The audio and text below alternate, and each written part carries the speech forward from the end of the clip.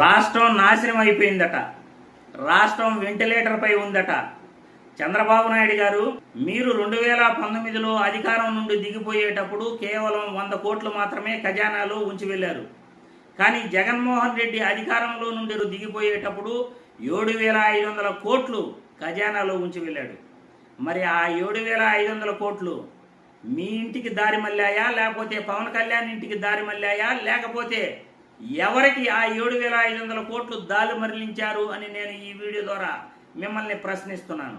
7,500 కోట్లు ఖజానాలో మీకు ఉంచి వెళ్ళినప్పటికీ రాష్ట్ర పరిస్థితి వెంటిలేటర్పై ఉంది అని పబ్లిక్ మీటింగుల్లో రాష్ట్ర పరువు తీసే విధంగా మీరు మాట్లాడుతారా? రాష్ట్రం పరువు తీస్తారా? రాష్ట్రాన్ని దివాలా తీయించేశాము అని మాట్లాడుతారా? ఇంత అన్యాయంగా రాష్ట్ర పరువు మీరు నిట్ట నిలువున తీసేస్తుంటే దేశం ఏమని అనుకుంటుంది? ప్రపంచం ఏమని ఆంధ్రప్రదేశ్ గురించి ఆలోచిస్తుంది? రాష్ట్రం వెంటిలేటర్పై ఉందా? ఇంతకన్నా అద్మానమైన మాటలు ఇంకెవరూ మాట్లాడి ఉండరు గతంలో ఏ ముఖ్యమంత్రి కూడా. 7,500 కోట్లు మీ ఖజానాలో జగన్మోహన్ రెడ్డి ఉంచి వెళ్ళాడు. కానీ మీరు 100 కోట్లు కూడా జగన్మోహన్ రెడ్డికి ఇవ్వలేదే. ఇలాంటి మాటలు మీరు ఎలా మాట్లాడగలుగుతారు అని నేను ఈ వీడియో ద్వారా మిమ్మల్ని ప్రశ్నిస్తున్నాను.